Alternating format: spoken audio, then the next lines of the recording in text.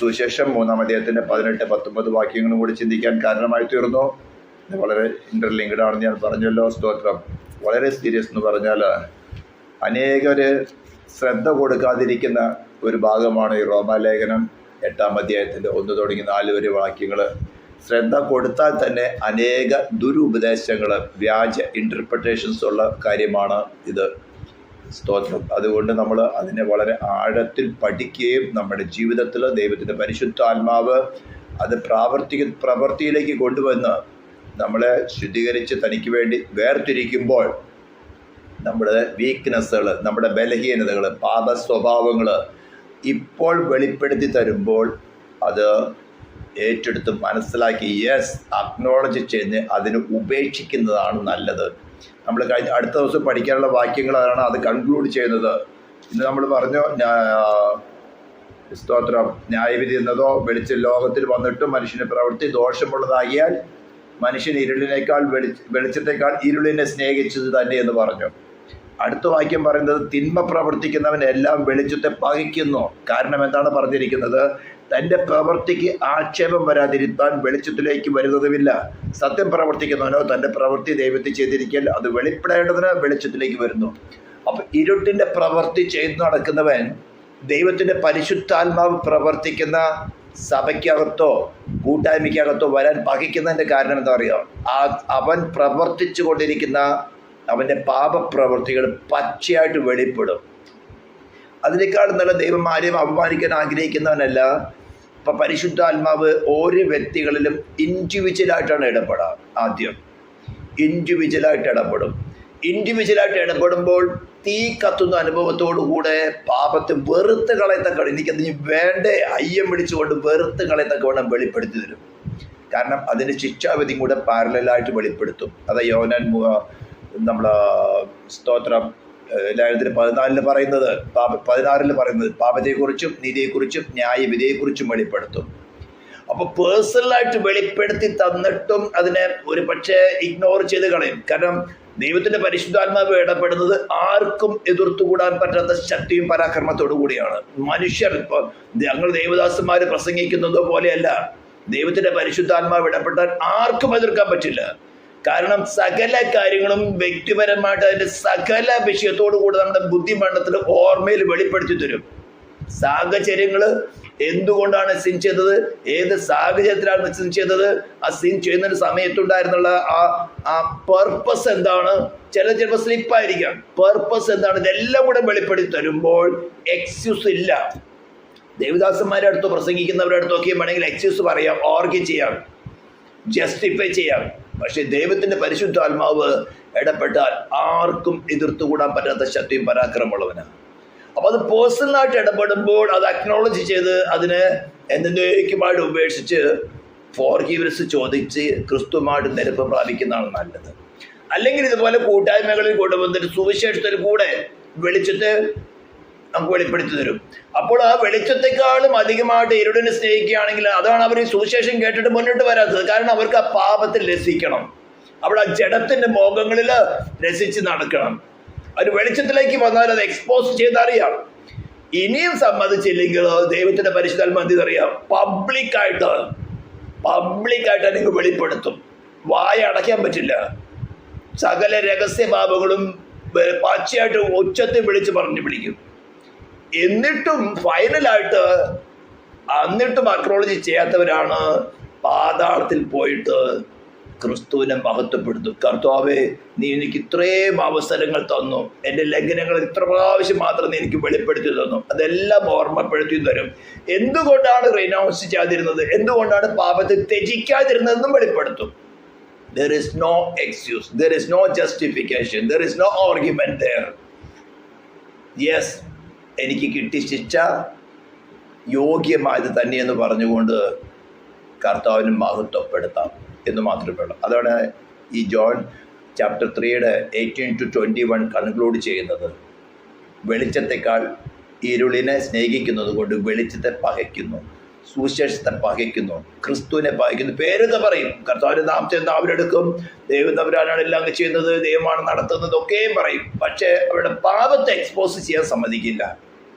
ഇതും മാത്രം തൊട്ടേക്കരുത്, എൻ്റെ പേഴ്സണൽ കാര്യങ്ങൾ തൊട്ടേക്കരുത്. ചിലപ്പോൾ ചില നോമിനേഷൻ ലവായിരിക്കും, ചിലപ്പോൾ ലോകപരമായ ചില കാര്യങ്ങളും ലവായിരിക്കും. അതിനെ എക്സ്പോസ് ചെയ്യാൻ സമ്മതിക്കില്ല. എക്സ്പോസ് ചെയ്തില്ലെങ്കിൽ എന്തുണ്ടാവും? നിത്യ നരകത്തിൽ പോയി അവസാനിക്കും. അപ്പോൾ ഇതിൻ്റെ പ്രവർത്തികളാണ് നാം റോമാലേഖനം 8:1 തുടങ്ങുന്നത് വായിക്കാൻ തുടങ്ങിയത്. അതുകൊണ്ട് എന്ന് പറഞ്ഞാൽ ഏതൊരു മനുഷ്യനായാലും വിശ്വാസിയായാലും അവിശ്വാസിയായാലും അവന് 2 ലോ പ്രവർത്തിക്കുന്നുണ്ട്. ഒന്ന് ജീവന്റെ ആത്മാവിന്റെ പ്രമാണം, മറ്റൊന്ന് പാപത്തിന്റെയും മരണത്തിന്റെയും പ്രമാണം. ക്രിസ്തുവിൽ വിശ്വസിച്ച് ദൈവമായിട്ട് നിരപ്പ് പ്രാപിക്കാത്ത ഏതൊരു മനുഷ്യനായാലും അവനിൽ പ്രവർത്തിക്കുന്നത് പാപത്തിന്റെയും മരണത്തിന്റെയും ലോയാണ്. പാപത്തിന്റെ ശമ്പളം മരണമായിരിക്കുന്നത് കൊണ്ട് ആ ലോയെ വിളിക്കുന്ന പേരാണ് പാപത്തിന്റെയും മരണത്തിന്റെയും പ്രമാണം, the law of sin and death. ക്രിസ്തുവിൽ വിശ്വസിച്ച് അവൻ ക്രിസ്തുവിന്റെ ഹൃദയത്തിൽ കൈക്കൊണ്ടാൽ പിന്നെ അവനുമായിട്ട് അനുസരിച്ച് നടക്കുവാൻ തക്ക മറ്റൊരു ലോയാണ് ജീവന്റെ ആത്മാവിന്റെ പ്രമാണം. സ്തോത്രം. ജീവന്റെ ആത്മാവിന്റെ പ്രമാണം. ഇത് 2 ഉള്ളിലുണ്ടായിരുന്നിട്ടും ജീവന്റെ ആത്മാവിന്റെ പ്രമാണത്തെ അനുസരിക്കുന്നില്ലെങ്കിൽ പിന്നെ വേറെ ഒന്നുമില്ല, പാപത്തിന്റെയും മരണത്തിന്റെയും പ്രമാണമേ ഉള്ളൂ. ഇത് 2 അല്ലാതെ മൂന്നാമതൊന്നില്ല. നമ്മളൊരു മോറൽ ഏജന്റ് ആകുമ്പോൾ ഈ 2 പ്രമാണങ്ങളും നമുക്ക് ഇൻഫ്ലുവൻസ് തരും. അതാണ് പോള് റോമൻസ് ചാപ്റ്റർ 7 എക്സ്പ്ലെയിൻ ചെയ്യുന്നത്. ഏതൊരു മനുഷ്യനും വിശ്വാസിയായാലും അവിശ്വാസിയായാലും ക്രിസ്തീയ കോണത്തിലുള്ള ഏതൊരു മണ്ഡലത്തിലുള്ളവനായിരുന്നാലും ആര് തന്നെയായിരുന്നാലും അവനില്ല ക്രിസ്തുവിന് വിശ്വസിക്കാത്തവന് പാപത്തിന്റെ പ്രമാണം മാത്രമുള്ളൂ, പാപത്തിന്റെ മരണത്തിന്റെ പ്രമാണം മാത്രമുള്ളൂ. അവന് ശിക്ഷാപതി എന്താണെന്ന് അറിയാത്തത് കൊണ്ട് പാപത്തിൽ രസിച്ചുകൊണ്ട് പോകുന്നു. പാപം എന്ന് പറയുമ്പോൾ പലരും മിക്കവാറും മനുഷ്യർ കരുതുന്നത് മോറൽ സിൻസ് മാത്രമാണ്. ഡോക്ട്രൈൻ സിൻസ് ഉണ്ട്, ആരാധനപരമായ പാപങ്ങളുണ്ട്, സാൻമാർഗിക പാപങ്ങൾ. ഏതും തോട്ടത്തിൽ സംഭവിച്ചെങ്ങനെയാണ്? ദൈവത്തിന്റെ സ്വരൂപത്തിന്റെ സാദൃശ്യത്തിൽ സൃഷ്ടിക്കപ്പെട്ട മനുഷ്യൻ ദൈവത്തിനോട് സദൃശ്യമായ സ്വഭാവമുള്ളവനായിരുന്നു. ദൈവം എത്രമാത്രം വിശുദ്ധനായിരിക്കുന്നുവോ അതേ വിശുദ്ധിയുള്ളവനായിരുന്നു. അവനെ പൊടിയിൽ നിന്ന് നിർമ്മിച്ചിട്ട് അവന്റെ മൂക്കിലേക്ക് ജീവശ്വാസം ഊതിയപ്പോൾ അവൻ ജീവനുള്ള ദേഹിയായി തീർന്നു. ദൈവത്തിൽ നിന്ന് കടന്നു വന്ന ആ ജീവശ്വാസമാണ് അവനെ ജീവനുള്ള ദേഹിയാക്കി തീർത്തത്. വേറൊന്നും ഇൻഫ്ലുവൻസ് വന്നിട്ടില്ല. സ്തോത്രം. അപ്പോൾ അവന് ജീവന്റെ ആത്മാവിന്റെ പ്രമാണം മാത്രമേ ഉണ്ടോ? അവനാണ് ആ ജീവന്റെ ആത്മാവിന്റെ പ്രമാണത്തിന്റെ ഇൻഫ്ലുവൻസിനെ തള്ളിക്കളഞ്ഞിട്ട് പാപത്തിന്റെയും മരണത്തിന്റെയും ഇൻഫ്ലുവൻസിനെ സ്വീകരിച്ചത്. ആ മനുഷ്യനെ റിപ്പന്റ് ചെയ്ത് ക്രിസ്തുവിനെ സ്വീകരിക്കാത്തോളത്തോളം അവന്റെ ലൈഫിനെ കൺട്രോൾ ചെയ്തത് പാപത്തിന്റെയും മരണത്തിന്റെയും പ്രമാണമാണ്. ഇതാണ് പോൾ വളരെ വ്യക്തമായിട്ട് എക്സ്പ്ലെയിൻ ചെയ്യുന്നത്. പാപത്തിന്റെ ദാസന്മാരായിരുന്നെങ്കിലും നമ്മളെ പഠിപ്പിക്കുന്ന ഉപദേശരൂപത്തെ ഹൃദയപൂർവ്വം അനുസരിച്ചാൽ, കേട്ടാൽ മാത്രമല്ല അനുസരിച്ചാൽ പാപത്തിൽ നിന്ന് സ്വാതന്ത്ര്യം പ്രാപിച്ച് നീതിക്ക് ദാസന്മാരായി തീരാം. റോമാലേഖനം 6-12 തുടങ്ങി 18 വരെ വാക്യങ്ങൾ വളരെ വ്യക്തമായി പറഞ്ഞിരിക്കുന്നു. എന്നിട്ട് പറയാണ് ഇപ്പോൾ, നൗ എന്ന് പറഞ്ഞാൽ ഇത് ഒരു പാസ്റ്റ് ടെൻസ് കാര്യമല്ല, ഫ്യൂച്ചർ ടെൻസ് അല്ല. ഇപ്പോൾ എന്ന് പറഞ്ഞാൽ അത് കണ്ടിന്യൂസ് ആണ്. The moment you go away from Christ, ശിക്ഷാവിധി വന്നു കഴിഞ്ഞു. അത് പറഞ്ഞ വിശ്വസിക്കാത്തവന് ദൈവത്തിന്റെ ഏകജാതനായ പുത്രന്റെ നാമത്തിൽ വിശ്വസിക്കാതിരിക്കാൻ ന്യായവിധി വന്നു കഴിഞ്ഞു എന്ന് പറഞ്ഞാൽ ക്രിസ്തുവിനെ കുറിച്ചുള്ള ഒരു ഹിസ്റ്റോറിക്കൽ നോളജുള്ള വിശ്വാസമല്ല. ഞാനത് വീണ്ടും വീണ്ടും പറയാണ്. ക്രിസ്തുവിനെ കുറിച്ചുള്ള ഒരു ഹിസ്റ്റോറിക്കൽ നോളജും ആ നോളജിലുള്ള വിശ്വാസമല്ല ബൈബിള് ഡിമാൻഡ് ചെയ്യുന്ന സേവിങ് ഫെയ്ത്ത് എന്ന് പറയുന്നത്. ഹിസ്റ്റോറിക്കൽ നോളജിലുള്ള വിശ്വാസം പിശാചുകൾക്കുമുണ്ടെന്നാണ് യാക്കോബ് തന്റെ ലേഖനത്തിൽ പറഞ്ഞിരിക്കുന്നത്. നമ്മുടെ ഹൃദയത്തിൽ നിത്യജീവന് വേണ്ടി സ്വീകരിച്ചതായി ക്രിസ്തുവിലുള്ള വിശ്വാസം നമ്മുടെ ഓരോ പ്രവൃത്തിക്കും നമുക്ക് ഇൻഫ്ലുവൻസ് തരും. ആ ഇൻഫ്ലുവൻസിനെ വിശ്വസിക്കുന്നതാണ് വിശ്വാസം. അതാണ് സേവിങ് ഫെയ്ത്ത്. അവിടെ ഡിസോബീഡിയൻസ് കാണിച്ചാൽ അവിടെ വേറൊരു ഇന്റർമീഡിയറ്റ് സിറ്റുവേഷൻ ഇല്ല. പിന്നെ പാപത്തിന്റെയും മരണത്തിന്റെയും പ്രമാണമാണ്. അത് ന്യായവിധി വന്നു കഴിഞ്ഞു. അത് എന്ന് പറഞ്ഞാൽ ക്രിസ്തീയ ജീവിതം എന്ന് പറയുന്നത് ഓട്ടോമാറ്റിക് ഒരു മിഷൻ വർക്ക് ചെയ്യുന്നത് പോലെയല്ല. നമ്മളൊരു മോറൽ ഏജന്റ് ആയിരിക്കുന്നിടത്തോളം ഈ 2 ലോയും നമ്മൾ ഇൻഫ്ലുവൻസ് ചെയ്യുമ്പോൾ നമ്മെ നടത്തുവതൊക്കെ വേണം മറ്റൊരു കാര്യസ്ഥനായി ഡിവൈൻ ലോയ്ക്ക് അനുസരിച്ചുകൊണ്ട് നമ്മളെ നടത്തുവതൊക്കെ വേണം ഒരു കാര്യസ്ഥനായിട്ട് നമുക്ക് പരിശുദ്ധാത്മാവിൽ തന്നിട്ടുണ്ട്. ഇപ്പൊ നമുക്ക് ഇവിടെ ലീഗൽ കാര്യങ്ങളിലൊക്കെ ഹ്യൂമൻ ഗവൺമെന്റുകളിൽ നമുക്കൊരു ലീഗൽ ഇഷ്യൂ വന്നാൽ നമുക്ക് നിയമം അറിയുന്നില്ലെങ്കിൽ നമ്മൾ എന്ത് ചെയ്യും? നിയമം പഠിച്ചവരായ വക്കീൽമാരെ ആശ്രയിക്കും. എന്ന് പറഞ്ഞ് വിശ്വാസിയോട് പോയി വക്കീലിനെ കാണാനല്ല ഞാൻ പറയുന്നത്, ജനറൽ ആയിട്ട് പറയുകയാണ്. എല്ലാവരും നിയമം പഠിച്ചവരല്ല. നമ്മളെല്ലാവരും IPC പഠിച്ചവരല്ല. അപ്പോൾ എന്താ, ഒരു ലോ ഇഷ്യൂ വന്നു കഴിഞ്ഞാൽ എന്ത് ചെയ്യും? അത് പഠിച്ച് അതിനകത്ത് ഡിഗ്രിയുള്ള അല്ലെങ്കിൽ അതിനകത്ത് നല്ല ക്വാളിഫൈഡ് എക്സ്പീരിയൻസ് ഉള്ളവരെ ഒരാൾ നമ്മൾ സമീപിക്കും. അവരതിൻ്റെ എല്ലാ ഭേദാഭേദങ്ങളും മനസ്സിലാക്കി തന്നതുകൊണ്ട് അവർ നിയമപ്രകാരം വാദിക്കും. ഇതേ അർത്ഥത്തിലാണ് മറ്റൊരു കാര്യസ്ഥൻ എന്ന് പറഞ്ഞുകൊണ്ട് നമുക്ക് പരിശുദ്ധാത്മാവാൻ ദൈവത്തെ തന്നിരിക്കുന്നത്. അപ്പൊ ഇത്രയും വലിയവനായ ദൈവത്തെ നമുക്ക് തന്നിട്ടും നമ്മുടെ ഈ ഫ്രീ വില്ലില് നാം വീണ്ടും പാപത്തിന്റെയും മരണത്തിന്റെയും പ്രമാണം അനുസരിച്ചാൽ, അത് ജഡമോഹങ്ങളെ അനുസരിച്ചാൽ വീണ്ടും നമ്മൾ മരണത്തിന് പോവാണ്. അതേപോലെ ഇപ്പോൾ ക്രിസ്തുവേശുവിലുള്ളവർക്ക് ഒരു ശിക്ഷാവിധിയുമില്ല. അങ്ങനെയാണെങ്കിൽ ക്രിസ്തീയ ഗോളത്തിൽ എത്ര പെർസെൻറ്റേജ് ഉണ്ടാവും ശിക്ഷാവിധി ചുമക്കാത്തവര്?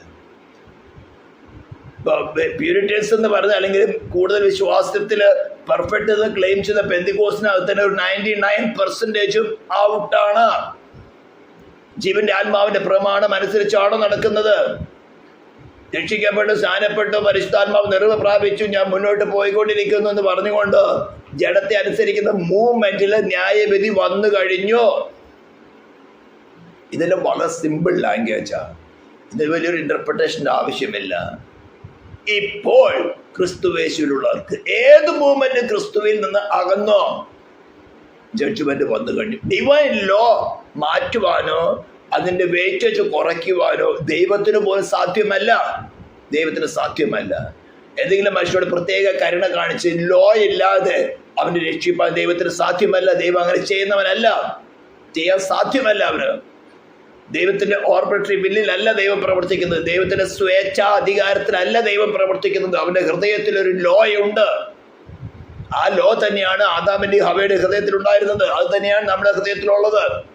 അത് തന്നെയാണ് ദൂതന്മാരുടെ ഹൃദയത്തിലുള്ളത്. അതിലൊരു കൂട്ടം ദൂതന്മാരാണ് ലൂസിഫർ സംഘവും. ആ ലോയെ തെറ്റിച്ചപ്പോൾ ദൈവം അവനെ കഠിനമായി ശിക്ഷിക്കുകയാണ് ചെയ്തത്. ഇതിന് മനുഷ്യൻ അതേപോലെ തെറ്റ് ചെയ്തപ്പോൾ അവന് ശിക്ഷിക്കുകയല്ല ചെയ്തത്, അവന് പകരമുള്ള അറ്റോൺമെന്റിനെ കുറിച്ച് ഡിക്ലെയർ ചെയ്യായിരുന്നു. അപ്പോൾ നമുക്ക് വെളിച്ചം കൂടുതൽ തന്നു.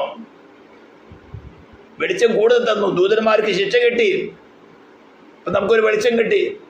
പിന്നെ മനുഷ്യൻ തെറ്റ് ചെയ്തപ്പോൾ ദൈവം ശിക്ഷിച്ചില്ല, അറ്റോൺമെന്റ് ഡിക്ലെയർ ചെയ്തു. അപ്പോൾ ഒരു വെളിച്ചം കൂടി കൂടുതൽ കിട്ടി. അത് പ്രാക്ടിക്കലായിട്ട് പലരുടെയും കാലഘട്ടത്തിൽ, നോഹയുടെ കാലത്തിൽ 8 പേരുടെയും ബാക്കി മുഴുവനും ന്യായവിധിക്ക് യോഗ്യമാണെന്ന് കണ്ടുകൊണ്ട് ദൈവം വെള്ളത്തിൽ മുക്കി കൊന്നു കളഞ്ഞു. 8 പേര് മാത്രം ദൈവം പെട്ടെന്ന് കൂടെ രക്ഷിച്ചു. ഇതെല്ലാം നമ്മുടെ മുമ്പിൽ ഓരോരോ വെളിച്ചങ്ങളാണ്. ഇതെല്ലാം എക്സ്പോസ് ചെയ്ത് റിവീൽ ചെയ്ത് നമുക്ക് തന്നിട്ടും വെളിച്ചത്തെക്കാൾ ഇരുളിനെ സ്നേഹിച്ചാൽ എങ്ങനെ ശിക്ഷിക്കാതിരിക്കും? ദൈവത്തിന്റെ കരുണ കൊണ്ട് രക്ഷിപ്പാൻ സാധ്യമല്ല. നമ്മുടെ സഹായം, നമ്മുടെ കൺസെന്റ് കൂടാതെ നമ്മെ രക്ഷിപ്പാൻ ദൈവത്തിന് സാധ്യമല്ല. അപ്പോൾ അതുകൊണ്ട് ഇപ്പോൾ ക്രിസ്തുവേശുവിലുള്ളവർക്ക് ഒരു ശിക്ഷാവിധിയുമില്ല. ജീവന്റെ ആത്മാവിന്റെ പ്രമാണം എനിക്ക് പാപത്തിന്റെയും മരണത്തിന്റെയും പ്രമാണത്തിൽ നിന്ന് ക്രിസ്തുവേശുവിൽ സ്വാതന്ത്ര്യം വരുത്തി. അപ്പോൾ ഇനി നമുക്ക് ചിന്തിക്കാനുള്ളത് ജീവന്റെ ആത്മാവിന്റെ പ്രമാണം എന്താണെന്നും പാപത്തിന്റെയും മരണത്തിന്റെയും പ്രമാണം എന്താണെന്നും നമുക്ക് വളരെ വ്യക്തമായിട്ട് മനസ്സിലായി. ഇനി നമുക്ക് ചിന്തിക്കാനുള്ള ക്രിസ്തുവേശുവിനുള്ള സ്വാതന്ത്ര്യം എന്ന് പറയുന്നത് എന്താണ്? ക്രിസ്തുവേശുവിൽ സ്വാതന്ത്ര്യം വരുത്തി എന്നാണ് പറഞ്ഞിരിക്കുന്നത്. ആരിൽ നിന്ന്, എന്തിൽ നിന്നാണ് സ്വാതന്ത്ര്യം വരുത്തിയത്? ഫസ്റ്റ്, ഒത്തിരി കൂടെ ചിന്തിക്കാനുണ്ട്. ഫസ്റ്റ്, നമ്മുടെ മേലുണ്ടായിരുന്ന കണ്ടംനേഷൻ നിന്ന് നമുക്ക് സ്വാതന്ത്ര്യം വരുത്തി. നമ്മുടെ മേലുണ്ടായിരുന്ന കണ്ടംനേഷൻ, എറ്റേണൽ കണ്ടംനേഷനിലായിരുന്നു ഈ ഭൂമിയിൽ വരുന്ന ക്രിസ്തു ഒഴികെ ഏതൊരു മനുഷ്യനും ഈ ഭൂമിയിൽ വരുന്നത്. Eternal condemnation. അപ്പോൾ അതിൽ നിന്നാണ് സ്വാതന്ത്ര്യം വരുത്തിയത്. അതെങ്ങനെയാണ് സ്വാതന്ത്ര്യം വരുത്തിയത്? ദൈവപുത്രന്റെ മേല് ദൈവം തന്നെ ആ എറ്റേണൽ കണ്ടംനേഷൻ അല്പസമയത്തേക്ക് അവനെ കൈവിട്ടു. അല്പസമയത്തേക്ക് കൈവിട്ടു. അതുകൊണ്ടാണ് കുരിശിൽ കിടക്കുമ്പോൾ പറഞ്ഞ് എലി എലി ലമാ ശബക്താനി, എൻ്റെ ദൈവമേ നീ എന്നെ കൈവിട്ടതെന്ത്. സ്തോത്രം. മറ്റൊന്നാണ് ഫസ്റ്റ്, അപ്പോൾ നമ്മള് ദൈവത്തിന്റെ ന്യായവിധി, ദൈവത്തിന്റെ ജസ്റ്റിസ് ഓഫ് ഗാഡ് നമ്മുടെ മേൽ വിധിച്ചിരുന്ന നിത്യമായ കണ്ടംനേഷൻ ക്രിസ്തു മുഖാന്തരം നമുക്ക് എന്തിൽ നിന്ന് സ്വാതന്ത്ര്യം വരുത്തി? എറ്റേണൽ കണ്ടംനേഷൻ സ്വാതന്ത്ര്യം വരുത്തി. അതാണ് ഫസ്റ്റ് വാക്യം തുടങ്ങുന്നത്. അതുകൊണ്ട് ഇപ്പോൾ ക്രിസ്തുവേശുവിലുള്ളവർക്ക് ഒരു ശിക്ഷാവിധിയുമില്ല. നെക്സ്റ്റ്, പാപത്തിന്റെ ദാസ്യത്തിൽ നിന്നും നമുക്ക് സ്വാതന്ത്ര്യം വരുത്തി. We were the slaves of sin. അവിടെ സിൻ എന്ന് പറയുന്നത് ഒരു പ്രവൃത്തിയല്ല, ഇറ്റ്സ് എ പേഴ്സൺ. പാപത്തിന്റെ ദാസ്യത്തിൽ നിന്നും ക്രിസ്തുവേശുവിൽ നമുക്ക് സ്വാതന്ത്ര്യം വരുത്തിയിരിക്കുന്നു. സ്തോത്രം. അപ്പൊ ഫസ്റ്റ് രക്ഷയുടെ കണ്ടംനേഷൻ സ്വാതന്ത്ര്യം വരുത്തി. മറ്റൊന്നാണ് നമ്മളെ ഉള്ളിൽ വസിച്ചുകൊണ്ടിരുന്ന, നമ്മെ സ്ലേവറിയിൽ അടിമപ്പെടുത്തിയിരുന്ന പാപത്തിൽ നിന്നും സ്വാതന്ത്ര്യം വരുത്തി. അതെങ്ങനെ സ്വാതന്ത്ര്യം വരുത്തിയത്?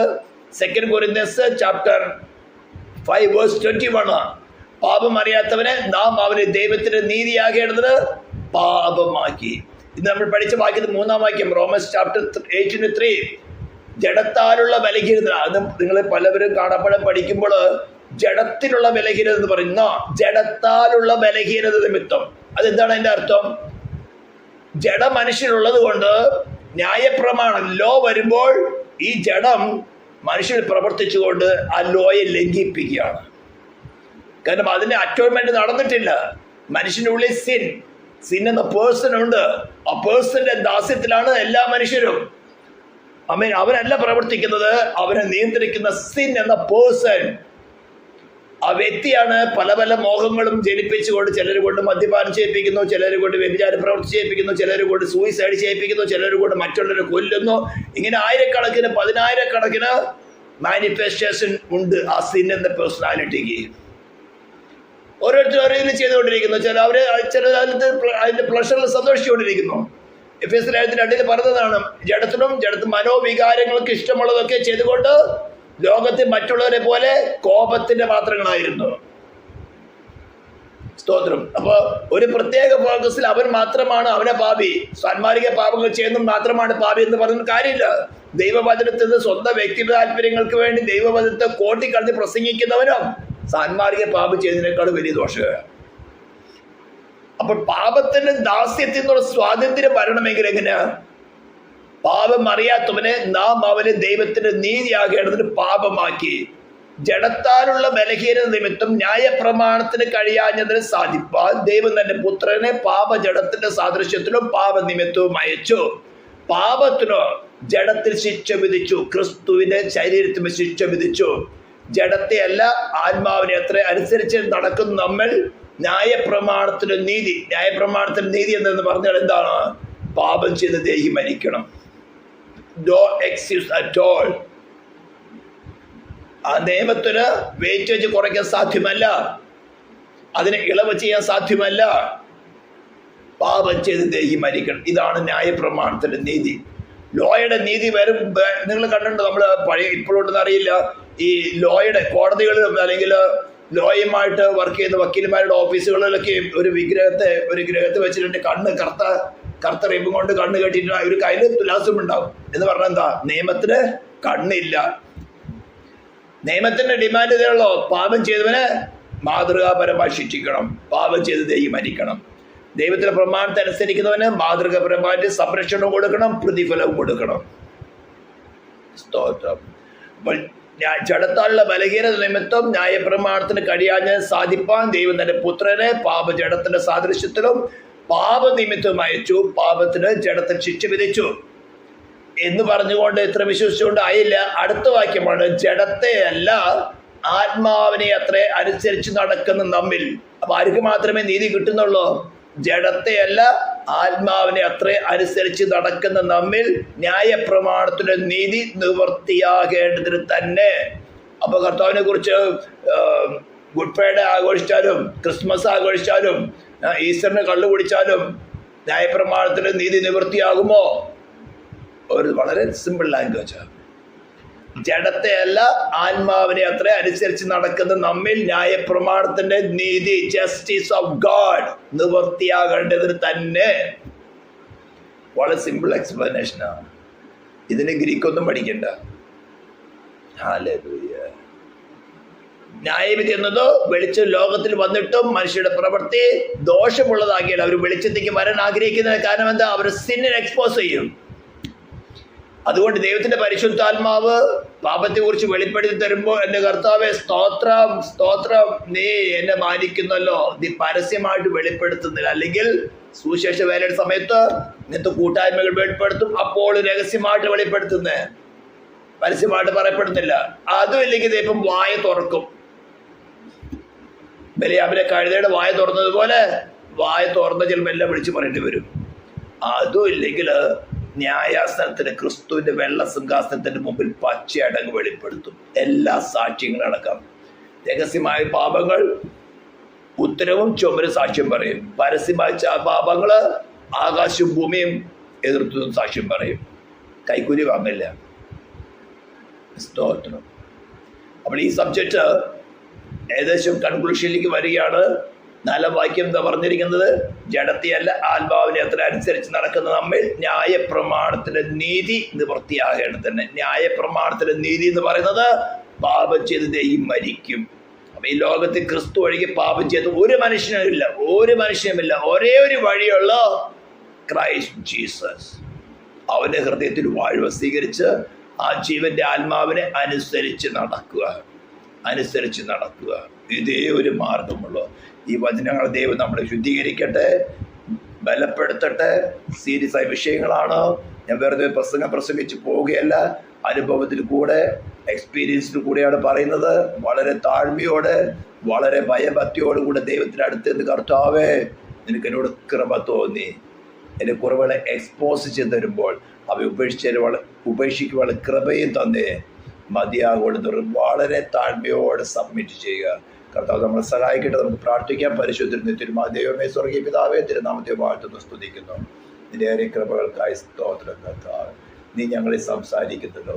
ഈ ശബ്ദം കേൾക്കുന്ന ഓരോ ജനത്തിൽ നിന്റെ നാമത്തെ അനുഗ്രഹിക്കുകയാണ്. കർത്താവ്, ന്യായപ്രമാണത്തിലും വിധി നിവൃത്തിയാകുവാത്തക്കവണ്ണം നീ ഞങ്ങൾക്ക് വേണ്ടി പ്രായശ്ചിത്തമായി തീർന്ന ഏക മെറിറ്റ് മാത്രമേ പറയുവാനുള്ള. കർത്താവ്, അതിനായി ശബ്ദം കേൾക്കുന്ന ഓരോ ജനത്തെയും അനുഗ്രഹിക്കുന്നു.